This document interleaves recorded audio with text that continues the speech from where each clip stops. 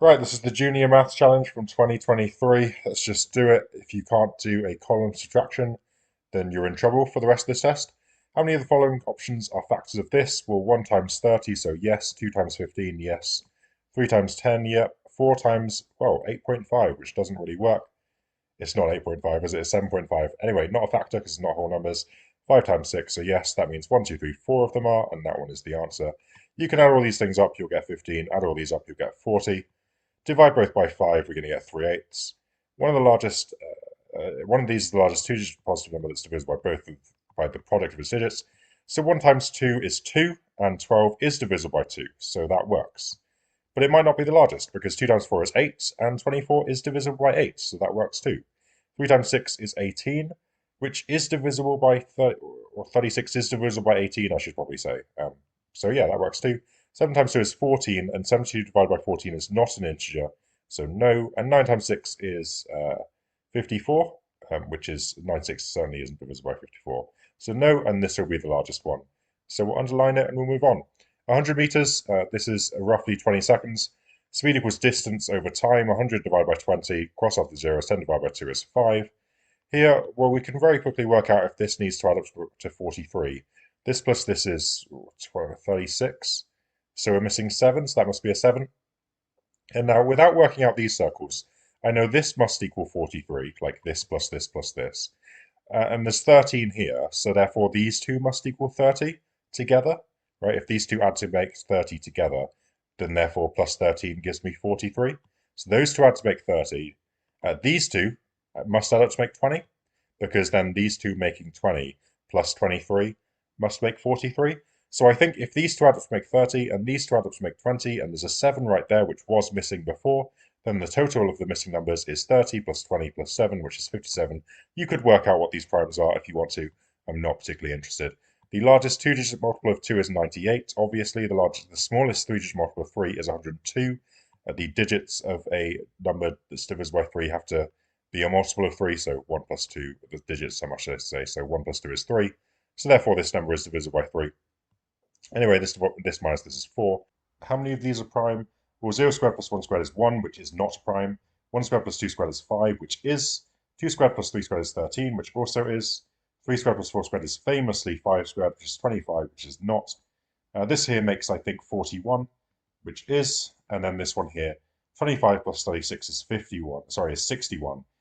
And you should probably go into math challenges knowing your primes up to 100, and that is prime. And we end up with 4 that are. And yeah. This one here, so isosceles means that these two angles are the same, so we're going to set this equal to this. Hopefully we know how to solve this. We're going to take away 2x from both sides, going to add 20 to both sides. And then if x is 28, we can substitute 28 into this and this. 2 times 28 is 56, plus 8 is 64. 3 times 28 minus 20 is also 64. Of course, that's the whole point of these being equal. 180 minus 64 is 52, so therefore this equals 52. Add 8 and divide by 4, and we end up with our answer of 15. Question 10 then. So this is a really nice problem that hopefully my class got, because I talk about this every time I teach this kind of topic. But if the perimeter is 60, obviously this is 18 all the way across here, and I could just call this x maybe. Now the perimeter of the shape is just 18 plus x plus 18 plus x. The reason is that you can just take this length here and you can just kind of shift it up to connect us to here. And then this length you can just kind of shift across. And so this perimeter is just x plus 18 plus x plus 18. And we can set up that equation, right? We can just set it up. So, I mean, I've copied in this problem here, but, you know, the usual way of finding the perimeter of the shape is to do this plus this plus this plus this plus this. You don't need to do that. You can just do this plus this, which is 17, and double it, because there will also be a 10 here, and also a 7 here, and you can just move this up and move this across, and it'll be the same. You can verify now that the perimeter of this is just 7 times 2, which is 34. But anyway, we can just do 18 plus x plus 18 plus x. That will be the perimeter, which they give us is 60. And we'll have this, which is this, which is this. Just collecting together, take away 36 divided by 2. If x is 12, we can put that back in here. And of course, if x is 12, then this means this is 4, which I don't think I'll end up needing. Of course, this across here, if that's 6, is also 12. And then we can just do this area is 6 times 8. This area is 12 times 12. Add the results together, and we'll end up with our answer. 11 then. So one way to think about this is let's let's make all of his tea. So he's using tea bags to make or bags of he's using tea bags to make a cup of tea. Now initially he can make just a single cup of tea out of one unused bag. So let's just make him use all of his unused bags first. Let's just 120 days he'll make 120 cups of tea with all of his fresh tea bags, and he'll just keep all of the ones he's used till later until he runs out of fresh bags. Now that he's used them all, he's got 120 used tea bags, and he can group those into two to make each pair into a new cup of tea. Of course, if he's got 120 used tea bags and he can group them into twos, that means he'll make 60 more cups of tea out of that. And now, once he's done all of that, again, he's keeping these tea bags. He's still got 120 of them, but he needs to group them in fours now to make a decent cup of tea. So he's going to take 120, group them into fours. He'll make 30 groups of four, and he can make 30 more cups of tea. And it's just going to be 120 plus 60 plus 30. You throw everything away at this point, and we'll get 180 plus 30 is 210 as our answer here. One afternoon, this person went out for a slither. 150 slid this far, 210 slid this far. So in 20 minutes from here to here, he went 60 centimeters. So therefore, if we halve both, we get in 10 minutes, he went 30 centimeters, or he's got a speed of 30 centimeters per 10 minutes. So now we just count down. So from 150, he was at 150. So just count down at 140, you'll be at 120. Just taking away 30 centimeters every 10 minutes that we take away. Take away another 30 for 10 minutes, take away another one, take away another one, take away another one, and we end up with the start time of 1 p.m. Good. Question 4 then. So the area of this is 64, which of course means that this length across is 8, and so is this length down. 8 times 8 is 64. Now, if we just take this rectangle here and call its length A and its width B, of course, this is also A and this is also B. We're looking for the perimeter of this. So the perimeter is A plus B plus A plus B, which is 2A plus 2B. But look over here now. This length here is A, based on this picture, and this length here is B, based on this picture. So we just clearly get that A plus B is 8, and we just double it. 2A plus 2B is 16, and that'll be the answer there for 16. Very interesting that we absolutely don't need this piece of information, which it's very tempting to try and use, but you don't need it. Something plus something plus something is 7. Now that's not going to work for a whole number. So how does this work? Well, because instead you do something plus something plus something is 17, and you carry the 1, except that also doesn't work. So instead you do something plus something plus something is 27, and therefore that something will be 9. So we're going to use x is 9, and then we're going to carry the 2. And then we have 7 plus y is plus 2 is equal to this 9 here. So I've replaced all those with 9s, and we've also got this 2 carry that we said. 7 plus y plus 2 is equal to 9. Now that doesn't work because 7 plus 2 is already 9, so y would have to be 0, which sounds like it could be until you get to here. If y is 0, you're not carrying anything because 7 plus 2 plus 0 is just 9. Then you get 7 plus 6 plus 0 is 9, and that doesn't work. So y can't be 0, but what you could do is you could try and make it 19 instead. And in that case, 7 plus 2 is 9, which means the y plus y would have to be 10, and therefore y is 5. And I think that does work. So let's replace them all with 5s, because 7 plus 6 is 13, plus 5 is 18, plus this carried 1 from here is 19, and then that works out perfectly, and we'll end up with x is 9 and y is 5. So x plus y is 14. 15 then, so scheduled to leave here, and it leaves 4 minutes late, so 7:52. That took a while to find. The journey took twice as long as scheduled. It was scheduled to take 12 minutes plus 25 minutes, which is 37 minutes. It took twice as long, so that's 74 minutes, of course. Know how to double numbers, Mr. Drew. Of course, if it took 70 more minutes, we're just going to add that to this. Now, you need to add 8 minutes to get to 6 o'clock, and you've still got 66 minutes to add on. You add 60 to get to 9 o'clock, or 7 o'clock. That's how you read numbers. I'm doing so well today. And then you have the last 6 minutes to add on, and you get to 1906. 16 then, so this person needs to select a new pin. The first 2 digits and last 2 digits are made up multiples of 11. Now that's nice, because the multiples of 11 are just these. They're super easy, right? Now the sum of all the digits is also a multiple of 11. Now, what I decided to think about here was, well, just as some examples, here are some examples of pins you could have, like 11, then 33, or 77, then 52, and so on. So you could use the same multiple twice here, like this. Now, the sum of all the digits is a multiple of 11. Now, if you sum the biggest things you could possibly have, which is this, you're going to get to 36. And so the only multiples of 11 that the sum of the digits could be is 11, 22, or 33, right? By the way, this is not a thing she could have because that's not a multiple of 11. Except, think about this a little bit more. You've got repeated digits here. So like if you're adding up the digits of this number here, it's 2 lots of 1 plus 2 lots of 3. But because you've got 2 lots of both, that's going to make an even answer as your answer. It's going to be an even number. And so therefore you can't have a digit sum of 11 or 33. The only one we can be looking for is 22. So we just need to combine these things in some way to get a sum of 22. For example, we could use 1, 1 and 9, 9. Or 4, 4, 7, 7, because of course they make 11 there and then another 11 and we get to 22. We could of course swap those over. We could then decrease this by 1 to increase this by 1 and get these, and then decrease again to get these. 1, 1, 9, 9 absolutely doesn't work. I don't know what I'm talking about. And anyway, I think we get all these. Of course, we could also go for 5, 5, 6, 6, and that'll be the last pair. And we'll get to 8 in total, I think. And 7, so this, I mean, there are better ways of doing this, but if they give you something like this, I just figured, let's just choose the answers. Let's just choose this. Let's just choose P to be a quarter and Q to be a half. Q minus P is therefore a quarter. P minus Q is minus a quarter, so this is definitely not the correct answer because it's smaller than this. You're allowed to just choose this, by the way. I'm just doing this to demonstrate that you're allowed to just choose numbers in cases like this. P plus Q is 0.75 divided by 2. You can get a bus stop if you desperately want to, is this. I hope it is anyway. I didn't actually do this. I just typed that up. Is it 385? I'm going to check in a calculator in real time whether that's right. I just typed it up without thinking. It is actually correct. Good. For a second, I thought it was 385, whatever.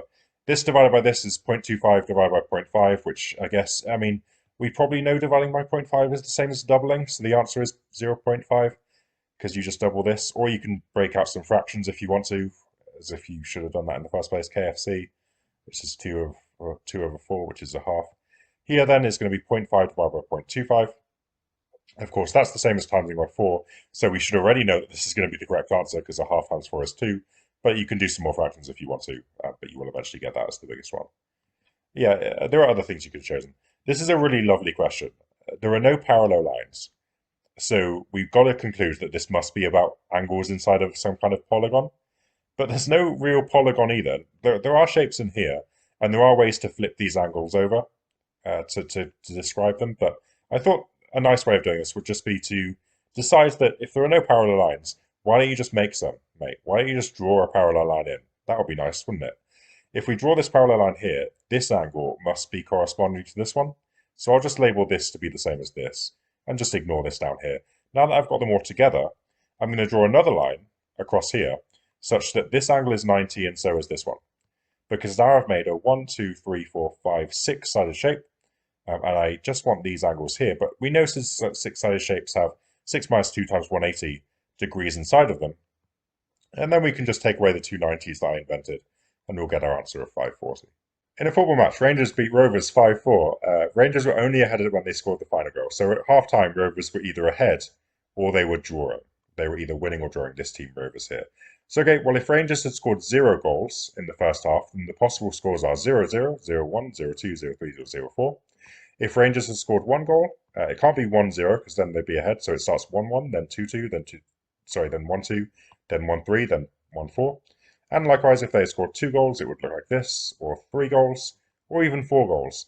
And now the one case that I missed, and I have to thank Eva for sending me an email about this just recently, is it could actually be 5-4. They could actually be winning. This team could actually be winning at halftime if no goals were scored in the second half. So this technically isn't true. I missed that case. We have 16 in total, and I think that will be the answer. Here then we have a cube, one across. The cubes are this. I decided that 0 was an acceptable input just because there's nothing in the question that tells me it couldn't be. The squares then for 2 across are these. So there's all the options. Now primes, 1 down. There's too many primes to list. So what I'm going to do instead is notice that the 1 down, the primes, have to start with the same number that the 1 across cubes do. So I only have to list primes that start with 0, a 2, or a 6, and there they are. Memorizing your primes up to 100 is quite useful for Math Challenge. Anyway, so now what you can also notice is that the primes have to end with the same number that the squares start with in this box here. So I can only, any of these squares here that don't start with a 2, 3, 5, 7, 3, 2, 9, 1, or 7 are going to be removed, which are all of these, right? Because none of these primes end with a 0, or a 4, or a 6, or an 8. And then I just decided to try stuff. And the first thing I tried was putting in a 6, 4 as my cube, which means I can use a 6, 1 or a 6, 7, except 6, 7 doesn't work, right? Because I don't have any uh, squares that start with a 7. So I could have crossed that out. But anyway, 6, 1, and then 1, 6. And if you add up all these digits, you get 17. And just by chance, I found very quickly the one that it could be. There's only actually one other thing that works if you exclude zeros, which Mr. Winfield tried to argue with me that you should do, but I don't believe him because there's nothing in this question that says that you can't use zeros. Anyway, just try stuff and eventually you end up with this one. I found it very quickly, but yeah.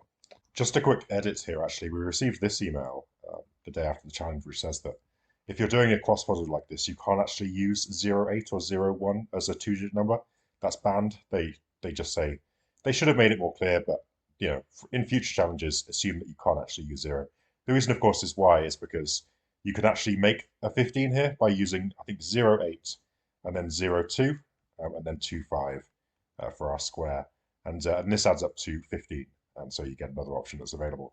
But in future, just assume that you can't use zeros and you're good to go. 4 types of elephant, twice as many grey as pygmy. So let's call this X. That means this is 2X. There are 3 times as many white as grey. There are 2X grey, so 3 times that is 6X. And 4 times as many pink as white. There are 6X white, which means there are 24X pink, because 4 times 6X is 24X. This plus this plus this plus this is all of the elephants, but there are 24 more white elephants than big Bs. So if we take the big Bs, which are X, and the whites, which are 6X, X plus 20 must be 6X. There are 20 more whites here than there are pygmies. So the pygmies plus another 20 make the whites. Of course, we can take away X here. We can divide by 5. We get X is 4. How many elephants are there in total? Well, there's 4 plus 8 plus 24 plus 96. Add those together, and we end up with our answer here. 22 then. So first thing I thought was going to have to put all the numbers in this grid. 18 is quite restrictive because it's quite small. The only 2 things I could think of were this and this. So okay, I know the 1 has to go in this top row then. The 105 is actually the thing that gives us away along with the 180, because those are the only ones here that are divisible by 5. And so therefore the 5 must be here, because it can't be up here or down here or over here, because all these ones are not divisible by 5. So the 5 must be there. Now 105 is 5 times 21, I believe, and 21 is only just 3 times 7, right? That's the only way to make it. So 3 and 7 are definitely in one of these 2 boxes. Now 36 isn't divisible by 7, so that means the 3 must be here and the 7 must be over there. So that's good, we're making progress. Even more so now, we've got the 3 nailed down here, which means it can't be in the top row. So this, therefore, here must be the 1, 2, and 9. Now, if it was the 9 here, 9 times 3 is 27, and you're not making it to 36. So I think the 2 must go here, the 9 over here. 2 times 3 is 6, times another 6 is 36. And I think this must be a 6 here. And yeah, you can verify the rest of it will work, but I think that's going to be a 6. Quite a nice question here. So all these angles in the center are equal. Of course, 360 divided by 6 is 60, so they must all be 60. Now, I think this angle down here is a right angle. But first what I'll do is I'll say, what am I even looking at here? Is this 1, 2, 3, 4 sided shape? Why have I done a pentagon then, if that's a 4-sided shape? I don't know what I'm looking at here. Oh, of course, I'm looking at the big pentagon. Sorry, it was last night that I actually made this. I'm looking at the pentagon around here. Pentagons have interior angles. It's a 5-sided shape. 5 minus 2 times 180 is 540. Divided by 5, get 108. If you've memorized that, then good job. You probably should have done. So this is 108. We're aiming for this angle here, right? TGO. This angle here. The problem is that I need this angle here, and that doesn't seem obvious to get. I actually thought down here, this is a right angle, as I mentioned, because this is just going straight downwards. And it looks like a right angle. Based on the symmetry and the fact that that's the center, I know this is definitely a right angle here. Because if this is the corner it goes through the center, it must bisect this side down here. So that's definitely 90. That's 108 there. We can do 360 minus these three to get this angle here, which is there, and then 180 minus that to give us that angle there, which is 78, and that's the angle we were actually looking for. So I think that's 78 there. Beatrix was born in the year 2000 or beyond. On her birthday this year, which is 2023, her age was equal to the sum of the digits of the year she was born. Lots of digit sums in this paper. It was weird. Anyway, what I decided to do was make a table. So year born, age in 2023, sum of the digits in the year born. If she was born in the year 2000, that means she's 23 now, and the sum of the digits in the year she was born was 2. So that's definitely not right, because we're looking for this to equal this. Born in 2001, age is 22, sum of digits is 3. We're closer, but nowhere near. Just keep going. Eventually you find 2015, which means she's 8 now. 2 plus 1 plus 5 is also 8, and so that's the year she was born. Good, so she's born in 2015. Now the rest of the question then means, well, okay, if she was born in 2015, she's 12 here, she's 14 here, she's 16 here, and so on. And it says, in which of these years will her age on her birthday, which is these numbers here, be twice the sum of the digits that year? Key maths challenge tip here is, if you're doing trial and error, work from the backwards end. Work from this end, because they'll usually put the answer there.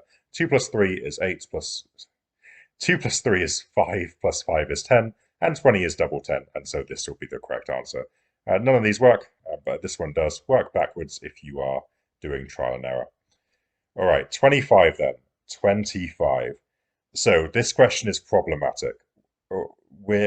Myself and my crack team, which obviously is just myself and Mr. Winfield, are not certain of what you're supposed to do on this question. I'm here to show you 3 different methods, all of which I think are terrible and should not be attempted, but they're the only 3 that we have, and it's the best that we have. So let's just try it. The first thing that we said, well, just to introduce you to the problem, let's pretend she has 99 spoons. Her daughter receives a third of this plus 8. So we're going to third this down for 33 and add 8 to make 41. You remove that 41 from the 99, which leaves you 58 left, and then you repeat the procedure. You third that and add 8. So a third of this is something we can't do. So 99 was clearly not the starting number. And when you pick numbers to do with this, that's usually what happens, is you just eventually get to a number, whether it's on the first try or the next bit at the end here, you just get to numbers that are multiple of 3 and it doesn't work. Now the question is, okay, so we need to find how many spoons there were to start with. Now the answer is about the digit sum. It's pretty obvious that the number you have to start with has to be a multiple of 3, because otherwise you can't just divide it by 3 immediately. And now I mentioned this earlier in the paper, but numbers that are multiples of 3 have a digit sum that's also a multiple of 3. And the only digit sums here that are multiples of 3 are B and E. So we can discount A, C, and E. Right? And we're just left with these 2. Now that we've just got those 2, what we can maybe do is we can assume that the answer is not massive. Like technically, a digit sum of 12 could be 12 ones in a row, and that could technically be the answer. Now, I'm hoping it's not. What I'm hoping is the answer is a 2-digit number. So let's write all the 2-digit numbers that have digit sums of 12 and 6. I think this is all of them coming up on the page. I think those are all of the 2-digit numbers that have digit sums of those 2 things. And what I'm going to do is I'm just going to try and error from here. I'm just going to go through them all. So 93, you third and plus 8. So let's find a third of this is 31. Plus 8 is 39. Take it away from there, you get this. Let's third that and add 8. A third of that is 18. Add 8 is 24. That take away 24 is 28. And then lastly, 28 divided by 3 doesn't work. And so 93 is discounted. And we're just going to do that over and over again until we find the correct answer. And if we don't, then the answer is a 3-digit number, and this entire plan will have failed. But fortunately, if we repeat this procedure for long enough, that doesn't work. Next one.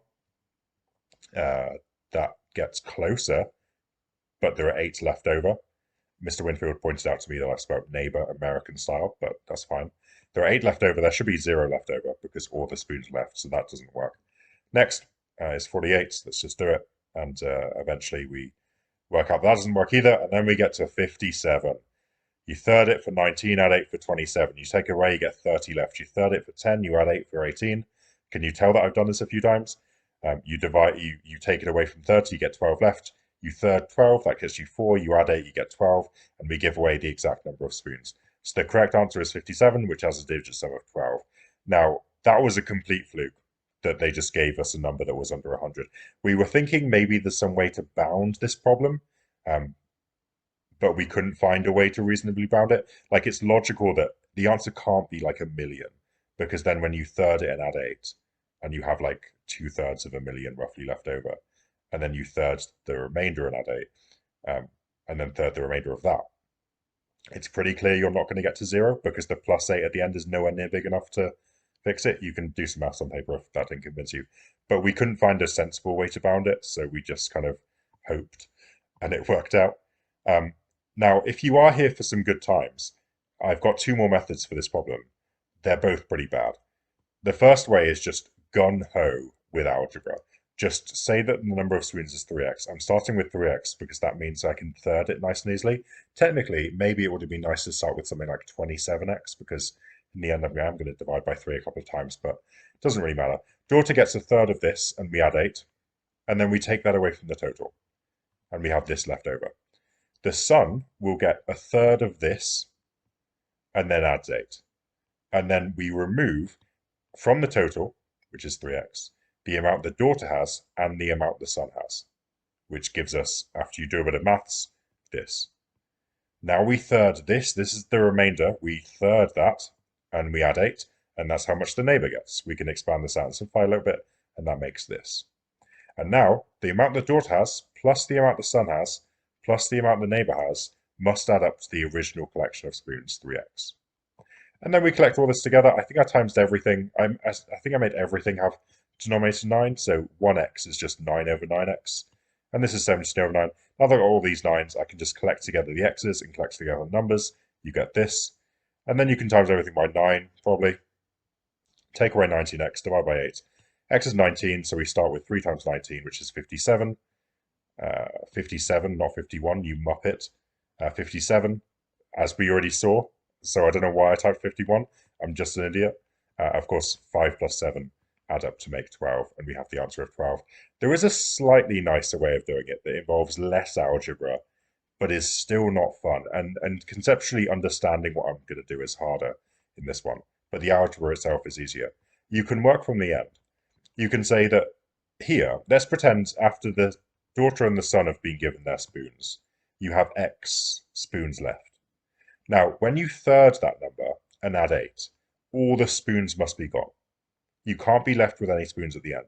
So therefore, this number x, if you take a third of it and add 8, that's equal to x. That's equal to the number.